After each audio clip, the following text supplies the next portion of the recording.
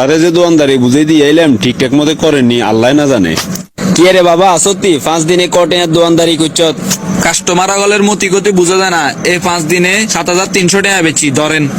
আলহামদুলিল্লাহ, ভালো হয়েছ। ধর এই 10,000 টাকা রাখ। টেয়া কিনলে দেন। কইছত না বন্ধু বান্ধব লই সিলেট যাবি ঘুরবেন লাইন। আব্বা আজ জানতাম না টেয়া রুজি যে এত কষ্ট। আপনার কাছে সব সময় কত রকমের আবদার করতাম। এই 5 দিনে আয় বুঝি গেছি যে একজন বাবা একটা পরিবারের লাগে কতটা কষ্ট করে। আই 5 দিনে টেয়া 5,000 ইনকাম করি না মানুষ ন। সে জায়গাত বুঝি 2 দিনে বন্ধু বান্ধব লই 10,000 টাকা উড়াইলাম। এটা আঙ্গমত মধ্যবিত্তর লাই অপচয় ছাড়া আর কিছুই না। তোরে আর পন্ডিতি করা লাগতো না, বন্ধুগুলো লগে সিলেট যায় প্রকৃতি দেখলে মন ভালা থাকবো যা। প্রকৃতি দেখি মন বালা করালাই সিলেট জান লাগতো না। বাবার 2 চোখের দিকে তাকাইলে প্রকৃতির থেকেও বড় জিনিস অনুভব করা যায়। একটা পরিবারকে ভালো রাখার জন্য বাবা কতটা কষ্ট করে। আর লগে এত পন্ডিতগিরি দেখাইস না, বাড়ির দিকে চল একসাথে ভাত খামু। আকাশের মা তরকারিতে মনে হয় যে জাল বেশি দিয়ে লাইছো, আর চোখের হানি বাইরে যে।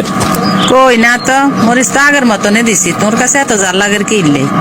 আব্বা আই জানি তরকারির ভিতরে কোনো জ্বালো না, আনে চোখের হানি লুকাই বেলায় মিশা কথা করেন। বাবারা কোনোদিন নিজের কষ্ট পরিবারের কাউকে বুঝতে দেয় না, এটাই বাস্তব।